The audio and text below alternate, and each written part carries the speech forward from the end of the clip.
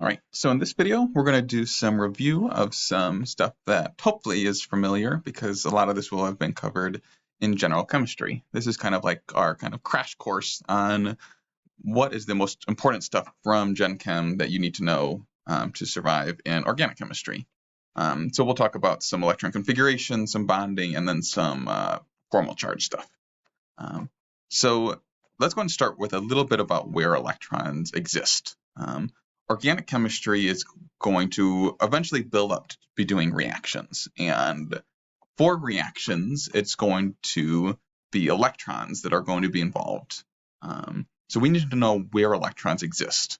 So for our atomic orbitals, we can describe the location of electrons, and we do this through our electron configuration. Here I have a full written out electron configuration, kind of in the middle of the screen here, where you have 1s2, 2s2, 2p6, and this slowly starts to get complicated when you get things like the 3d being after the 4s, and this is probably something that you crammed a lot in terms of trying to remember all that that process.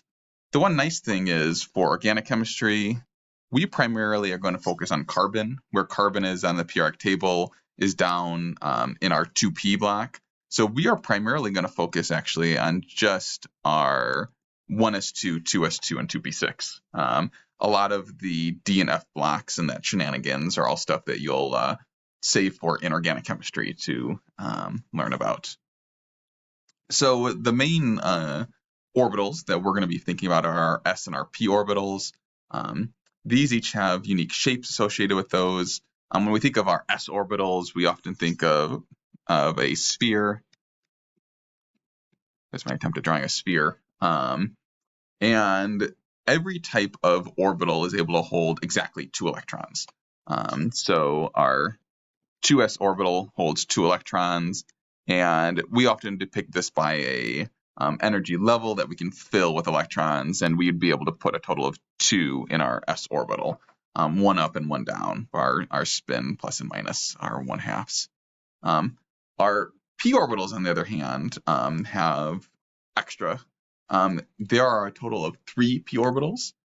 These p orbitals are kind of shaped like a dumbbell, and there'll be a total of 3 of them: a px, a py, and a pz.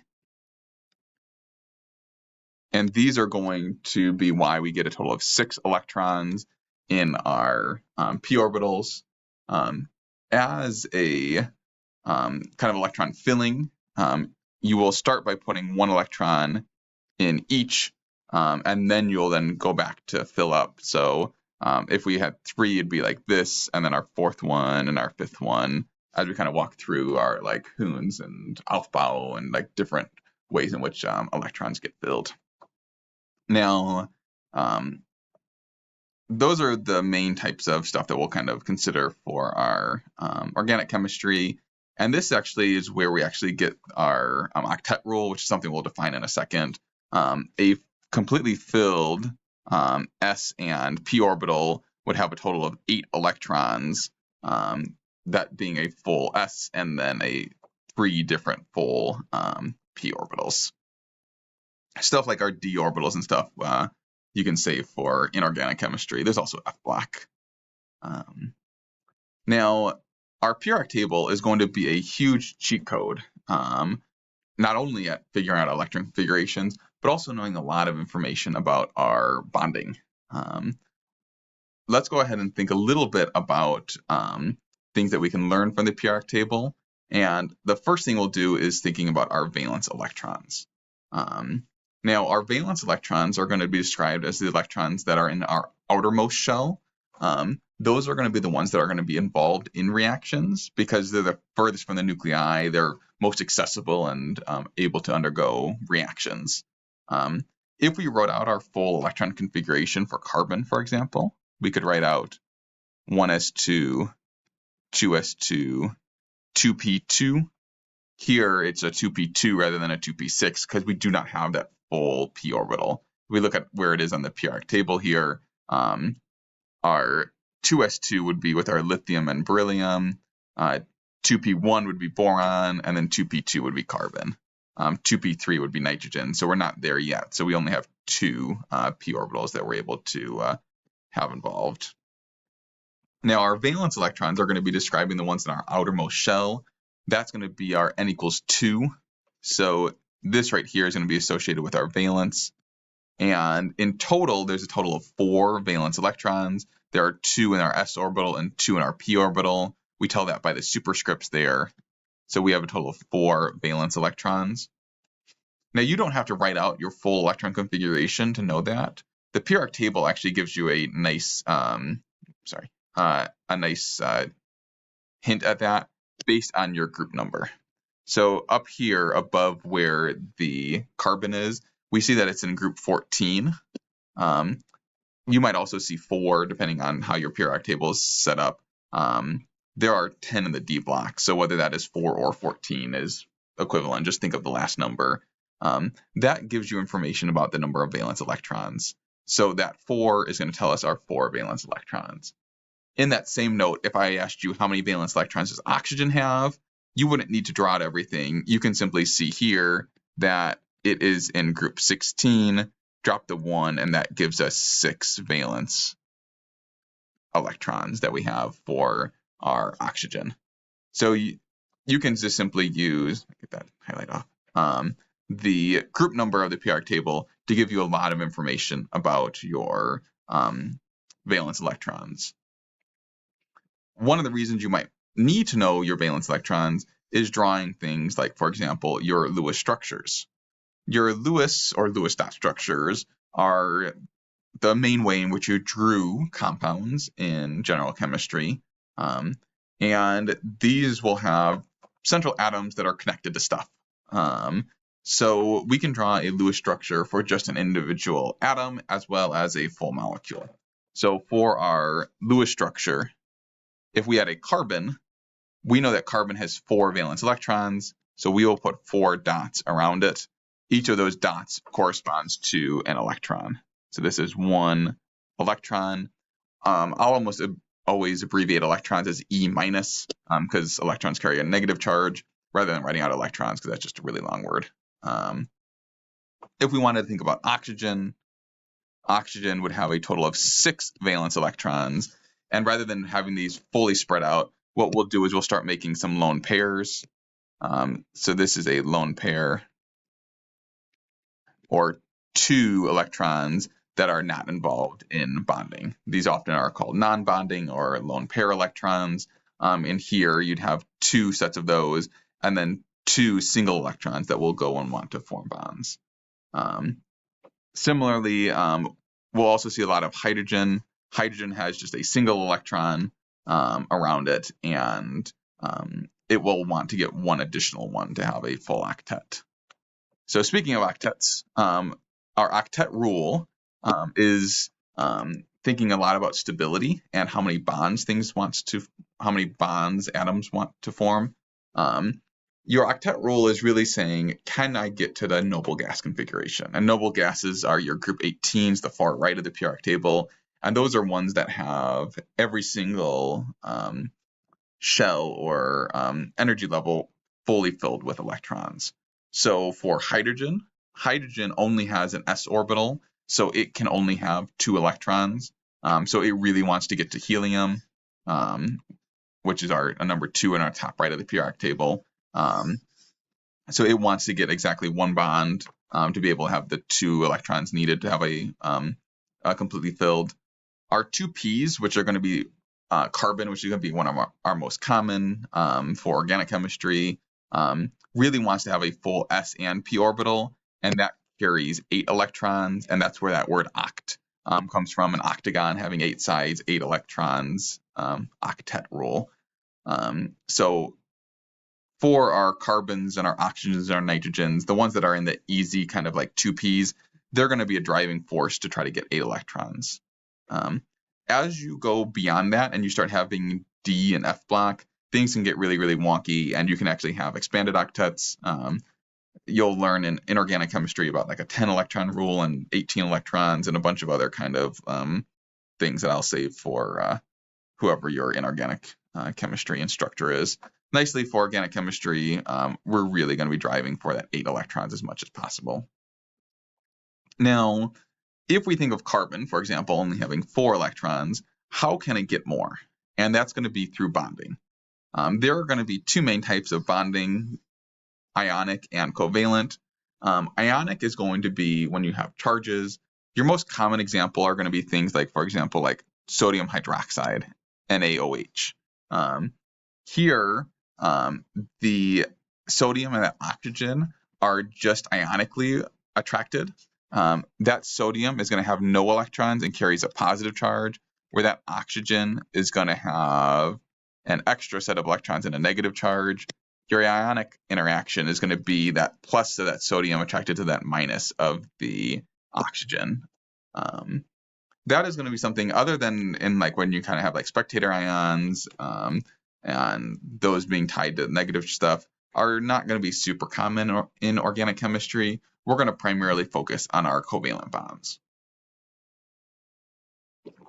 And our covalent bonds are going to be sharing of electrons between 2 different species. So for example, if we think of our kind of simplest case of hydrogen, hydrogen wants a total of 2 electrons. Each of them only have 1. So 2 hydrogens can actually combine together to have a bond. A covalent bond here is shown as a line, and this carries 2 electrons. So in this case of hydrogens where each of them have 1, if they share with each other and have both of those electrons exist between them, they can both end up having 2 electrons and being happy. If we wanted to just expand that a little bit for like carbon, if we surround carbon with a total of 4 hydrogens here, you'll end up having a total of 4 bonds, each bond carrying 2. So this would be 8 electrons around carbon and then 2 electrons around each of the hydrogens. So everyone would have a full octet and be happy. Now, just because you have a covalent structure does not mean that you can't have charges. You can have a lot of charges in your covalent structures, and those charges are going to be associated with formal charge. And that's going to be the thing that we'll talk about next. Let's go ahead and think a little bit about our periodic table. Now, formal charges are going to come with thinking, do you have the right amount of bonds to your structure? And the periodic table gives you a big hint about how many bonds something wants. So here you'll see I have group numbers. Here I've written them here as just 3, 4, 5, 6, 7. On your periodic table, you might see 13, 14, 15, 16, 17. Same thing, just drop the 1 at the beginning and just think of the last number. Now, overall, you want to have a full octet. And if you do 8 minus that last number in the group, that will tell you how many bonds your structure wants. So for example, if we do 8 minus 4 for our group 4 or 14, 8 minus 4 is going to give us 4. And that means that carbon and silicon, for example, really want to have 4 bonds. Follow that same process through all the rest. 8 minus 5 gives us 3. 8 minus 6 gives us 2. 8 minus 7 gives us 1. And this is the amount of our bonds wanted. So oxygen really wants to have 2 bonds because if it gets 2 extra electrons from sharing, it will have a full octet. And that is kind of our nice cheat code where we can really quickly know how many bonds are wanted by our structure. Now, if you don't have that amount of bonds associated with it, you'll carry a formal charge. Formal charge is something you talked probably a lot about when you're talking about Lewis structures. And there's a mathematical formula, and we'll do a little bit of a review of that mathematical formula.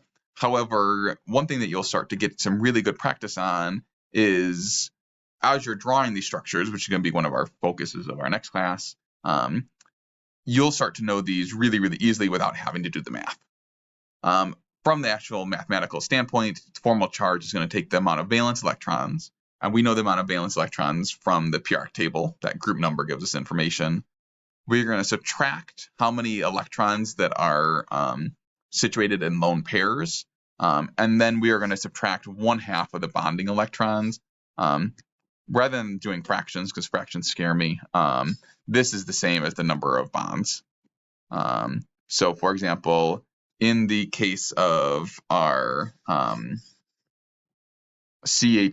our carbon and then 4 hydrogens, our CH4 here, there are a total of 8 electrons that are in these bonds. Rather than doing 1/2 of 8, which would give us 4, we see that there are 4 bonds, so you don't have to do any fraction stuff. So let's go ahead and consider NH4. This is going to be nitrogen bonded to a hydrogen, bonded to a hydrogen, bonded to a hydrogen, bonded to a hydrogen. Let's go ahead and try to calculate the formal charge of our nitrogen. So to do through this math, formal charge is going to equal valence electrons.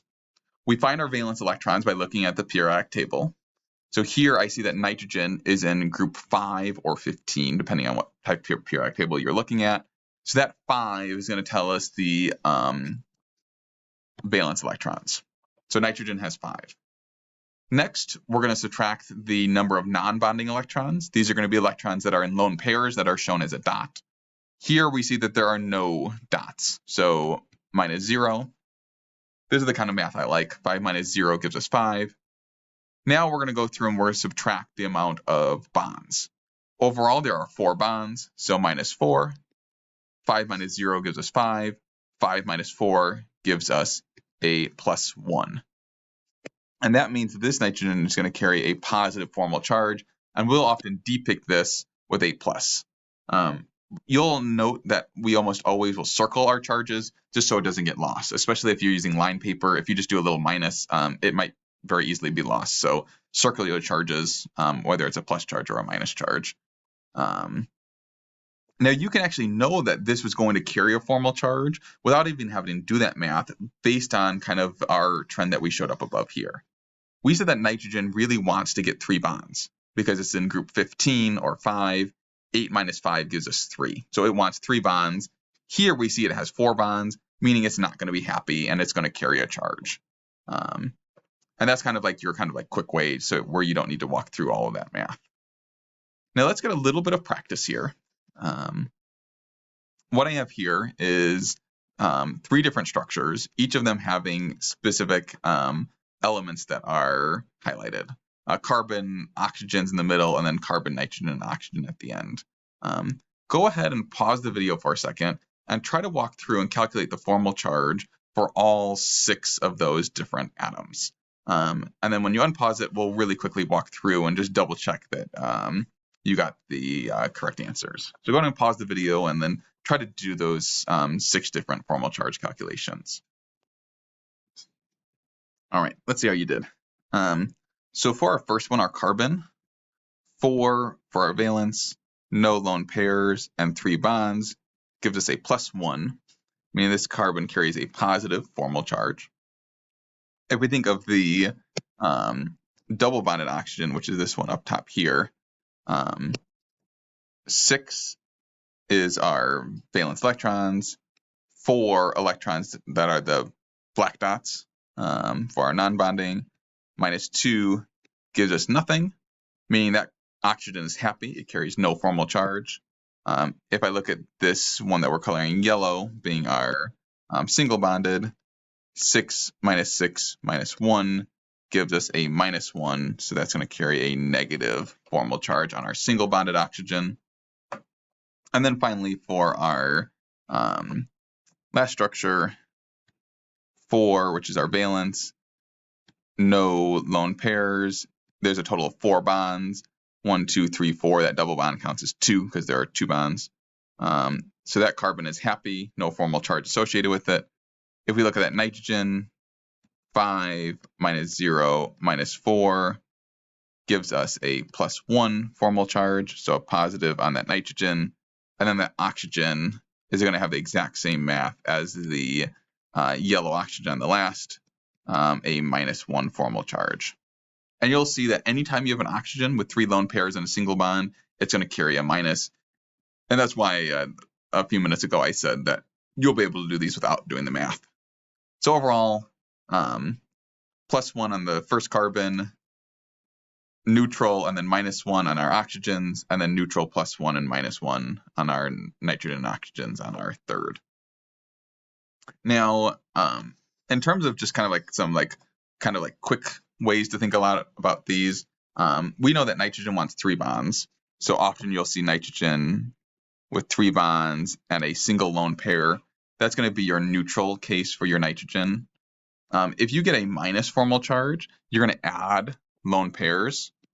So a nitrogen with 2 lone pairs and 2 bonds is going to be a good example of a negative formal charge. Here I just did a dangling bond. I didn't say what this is. Those can be hydrogen, carbons, all kinds of other atoms. A positive formal charge to your nitrogen is going to be if you have 4 bonds and no lone pairs. So for nitrogen, 2 lone pairs negative, 1 lone pair happy, no lone pairs positive in terms of like your tracking of your formal charge. And these will be things that you'll start to see really, really quickly as you start to practice drawing more and more structures, and will start to come pretty naturally. Oxygen, on the other hand, wants 2 bonds. So this can happen with an oxygen with 2 lone pairs and 2 bonds, or as we kind of saw in our last one, if you have an oxygen with a double bond. That's another example. That -1 formal charge is going to be when you just have 1 bond and 3 lone pairs. And then if you add an extra bond, so if you had 3 bonds and only 1 lone pair, that's going to be your positive case. Now you'll note there's some good consistency between things that you see in your nitrogen and your oxygen. If you remove a bond and add a lone pair, you get a minus. If you add a bond and remove a lone pair, you get a plus. Carbon is kind of our special case. It's a little bit unique and doesn't actually follow that kind of like same pattern that you see, mostly because it has no lone pairs. So carbon in its neutral state, when it's happy, has 4 bonds. And that can also be like a double bond and 2 single bonds, or any combination that has 4 bonds. Now, if you go and remove a bond and make it a lone pair, that will actually follow the same. This is known as a carbanion. I'll actually go ahead and write that below. Carbanion. Anion carries the negative. So this is going to be a kind of common reactive intermediate that we're going to see. However, if we're going to the plus side, we actually can't do that. Because normally when we went from the nitrogen to the positive nitrogen, we lost a lone pair and added a bond. Same with the oxygen. We lost a lone pair and we added a bond. Carbon doesn't have a lone pair to lose, so we can't lose a lone pair and add a bond. Also, it has a full octet, so we can't just add a bond, because then we'd have 10 electrons and we'd be in trouble. So a carbon with a positive formal charge is actually going to be short of an octet. It's actually only going to have 6 electrons, and it's going to be a structure like this. So a carbon with 3 bonds and a positive charge. This is going to be known as a carbocation. That cation is the same as we saw above. To remember, this cats are positive, so that cation will carry that positive charge. So cation and anion being negative. And these are going to be common structures that you're going to see all the time. So anytime you see a carbon carrying a lone pair, you're going to be like, oh, that's a carbanion, that's a negative. You're not going to need to go to do the math and say 4 minus 2 minus 3 gives me a -1. So you'll start to get some good pattern recognition there. And I think that's a good spot to stop. Hopefully that was a refresher of a lot of stuff that you've seen in general chemistry. And that's going to be some of our kind of like core basic information that we'll need to know to kind of be successful in Orgo.